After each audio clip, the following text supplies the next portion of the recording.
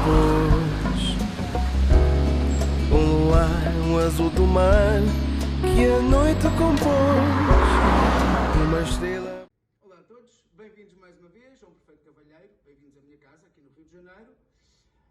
Eu ultimamente tenho recebido algumas perguntas, muitas delas são por privado, porque há pessoas que têm vergonha de perguntar alguns conselhos sobre etiqueta em público, o que é um disparate, porque aprender faz parte da vida. Mas se preferirem também me escrever em privado, assim o podem fazer também. Então eu juntei aqui algumas perguntas, não vou dar os nomes, como é óbvio, e vou responder da melhor maneira possível, sem me alongar muito, porque também senão este programa dura para sempre e vocês não estão para me ouvir o dia todo. Vou-vos responder pergunta por pergunta. Então, a primeira pergunta que eu recebi aqui é se eu tenho que ir de férias com os meus amigos quando eles me convidam. Esta pergunta também pode-se incluir às férias de empresas. Muitas empresas, muitas vezes, alugam barcos, por exemplo, ou alugam vilas no sítio de sol e convidam os quadros diretivos, por exemplo, para férias em conjunto. E muitos amigos têm às vezes, o hábito de organizar férias uma vez por ano. Portanto, se você já está numa fase da vida que já não se identifica assim muito com os vossos amigos ou com o tipo de férias que eles fazem, não, de todo. Você não é obrigado a ir de férias com os seus amigos só para ficar bem.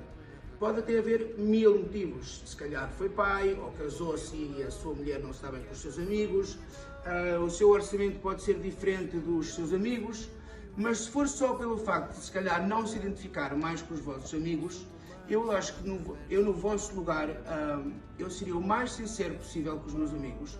Porque isto, uma desculpa, pode ser considerada quando é dita uma vez ou duas. Depois, passado 2 ou 3 anos, os amigos já começam a desconfiar. Portanto, o melhor é ser sincero e dizer aos amigos que preferem fazer as férias de maneira a aproveitarem a tranquilidade e terem dias de descanso, ao invés de ir com amigos para dias de festa e de copos e jantaradas.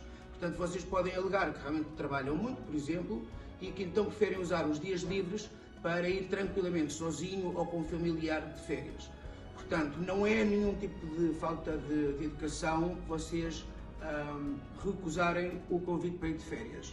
Para compensar, o que vocês podem fazer é convidar os vossos amigos para um jantar ou para um almoço, em vossa casa ou no restaurante.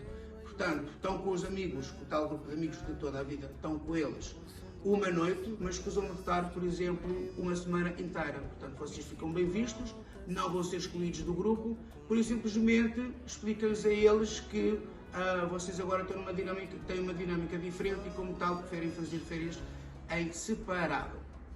Outra pergunta aqui, que já várias pessoas me perguntaram isto, que é muito básico, que eu já expliquei várias vezes nos programas: abrir a porta a uma senhora ou não? O que é que acontece? A nova geração de mulheres, há muitas delas que não gostam que se abra a porta ou não gosta que se convide para jantar. Então, como é óbvio, cada pessoa é uma pessoa, portanto, vocês têm que saber mais ou menos com quem é que estão a lidar. Eu acho que se a mulher for mais velha do que vocês, indiscutivelmente, vocês têm que se oferecer para abrir a porta. Se ela vos chamar a atenção e que não se sentir cómoda, vocês abram a porta, então vocês não voltam a repetir. Mas por princípio, sim, vocês abram sempre a porta a uma senhora.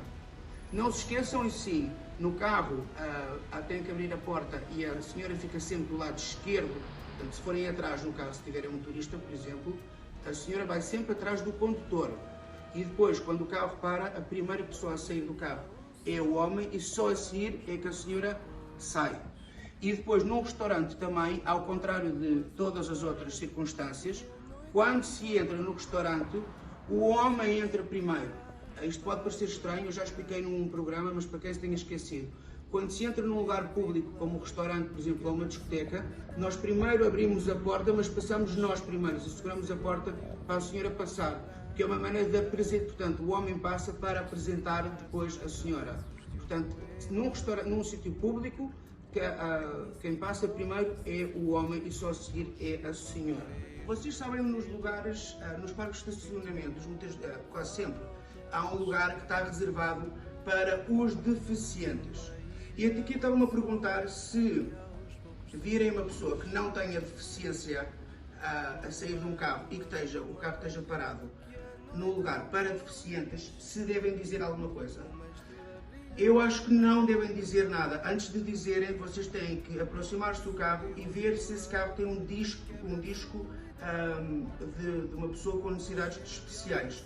Porque muitas vezes pode ser que uma pessoa, lá por não estar numa cadeira de rodas, ou ser amputada, ou ter algum problema motor, portanto, que seja uma coisa óbvia, não necessariamente quer dizer que ela está em plenas faculdades de conduzir e ter um lugar normal.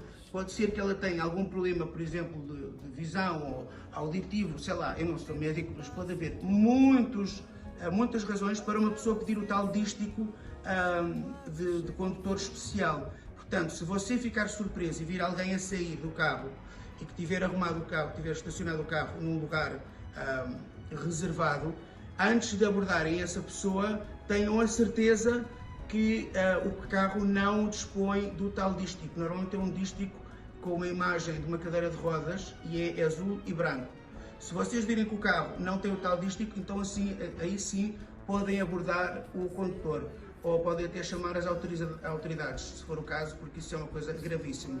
Mas se não quiserem ir ao carro, então não abordem essa condutora, porque, mais uma vez, digo-vos que há muitas discapacidades que nós desconhecemos e que não são aparentes fisicamente.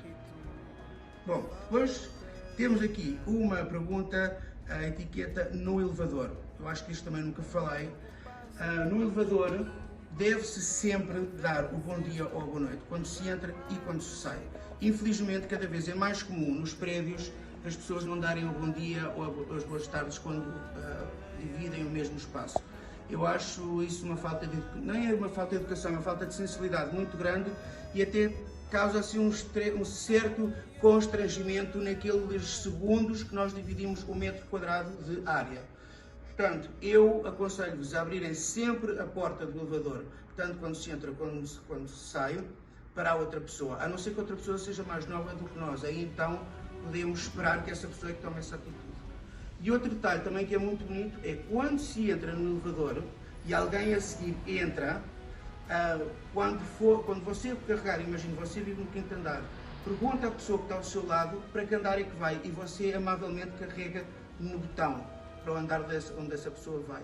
Também quando você vir que alguém num prédio a entrar, por exemplo, fica-vos muito bem, é um pequeno gesto, mas diz muito de nós, esperarmos, nem que seja uns segundos, deixarmos a porta aberta e deixar a pessoa entrar. Eu sei que muitas vezes dá vontade de fechar logo a porta e subirmos para casa e não termos que dividir o elevador com ninguém, mas pode ser até que essa pessoa esteja cheia de pressa e, portanto, é um gesto que não nos custa absolutamente nada e fica-nos muito bem. Se vocês veem que há um grupo grande a entrar e vocês são os primeiros a entrarem no elevador, é um bocadinho lógico, qualquer pessoa com 2 dedos de testa devia ter este tipo de comportamento, mas infelizmente não tem. Se vocês virem que vem um grande grupo para dentro do elevador, não fiquem ali encostados à porta, havendo uma área atrás de vocês enorme. Quando vocês entram no elevador, vão para o fim do elevador, para as pessoas poderem entrar, porque é muito desagradável as pessoas terem que estar a pedir com licença ou desculpe, deixe-me passar, só porque uma pessoa não quer dar um passo para trás. E a mesma coisa é também à saída do elevador. Se você estiver à espera do elevador, não fique em frente à porta, porque quando a porta abrir, se você ficar aqui à porta, é desagradável que a outra pessoa, pior ainda se for um grupo de pessoas, quer sair do elevador e você está ali, tipo paralítico, não, isso não é politicamente correto, desculpa. Ficar ali tipo estátua. Não façam isso, que isso enerva a qualquer santo. Também isso pode ir para o metro, por exemplo, se vocês repararem, os japoneses têm um sistema que toda a gente anda pelo lado direito das escadas rolantes, por exemplo. Vocês veem milhares de pessoas a saírem do metro e não há uma pessoa em frente à porta. Todas as pessoas se afastam, esperam que toda a gente saia e só aí é que entram. Só nos países muito pouco desenvolvidos é que normalmente, olha, como a Índia, por exemplo, que nós vemos milhões de pessoas a entrar e a sair dos comboios e das estradas, aquilo é uma coisa que não custa dinheiro e se cada um de nós tivermos um mínimo de consciência, só vamos ficar bem vistos e também vamos ajudar a que o nosso país tenha melhor imagem, porque isso é uma coisa muito, muito terceiro mundista, portanto, evitem ao máximo. Eu sei que é uma falta de educação estarem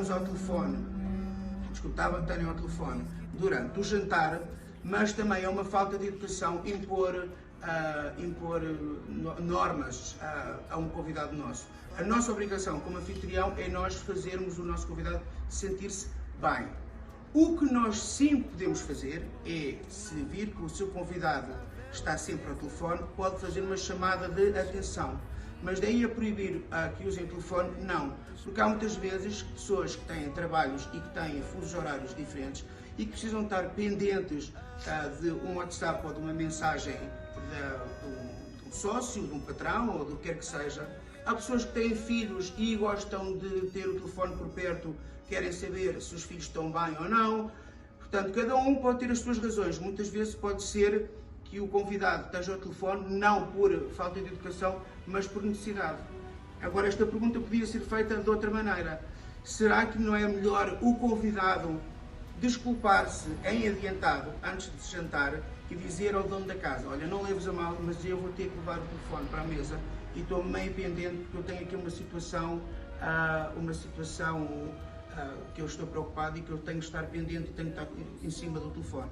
Portanto, é mais fácil dessa maneira e assim evitamos constrangimentos e evitamos também aquela sensação de uma pessoa chegar com o telefone na mão e depois é obrigada a deixar o telefone na entrada. Not really. Por acaso existem muitas festas de pessoas muito conhecidas, aí sim, portanto, se for uma figura pública, podem, quando mandam o convite, podem dizer em baixo que por motivos de segurança pedem a todos os convidados que não levem telemóveis ou então que entreguem o telemóvel a um segurança que há de estar à porta. Mas isso é por motivos de segurança, normalmente para figuras públicas ou pessoas com, não sei, pessoas que sejam muito ricas, não sei, mas situações muito concretas. Última pergunta e talvez a mais importante, por uma questão de segurança. Quando vocês vão de boleia com alguém ou estão a usar um serviço destas novas aplicações, ou um táxi, por exemplo, se vocês virem que o condutor, independentemente de quem seja o condutor, estiver a usar o telefone enquanto está a guiar, vocês não só não vos fiquem nada mal, não vão ser mal educados, não vão ser inoportunos, como não fazem mais do que a vossa obrigação de pedir ao condutor para não mexer no telefone quando se está a guiar. Isto vai para todos os condutores. Aliás, mal educado é o condutor que está a pôr em jogo a vida das pessoas que levam no carro. Portanto, não, vocês não têm que ter problema nenhum em pedir ao condutor para não usar o telefone ou para não se distrair enquanto ele está a guiar. Porque, afinal de tudo, é a vossa vida que está em questão. E a dele também, e pior ainda, das pessoas que estão à volta as pessoas que nos rodeiam também, os outros condutores. Espero que tenham gostado destas minhas respostas, que eu vos tenha elucidado bem. E mandem mais respostas, porque isto, para mim, parecendo que não, para mim é muito fácil e é muito mais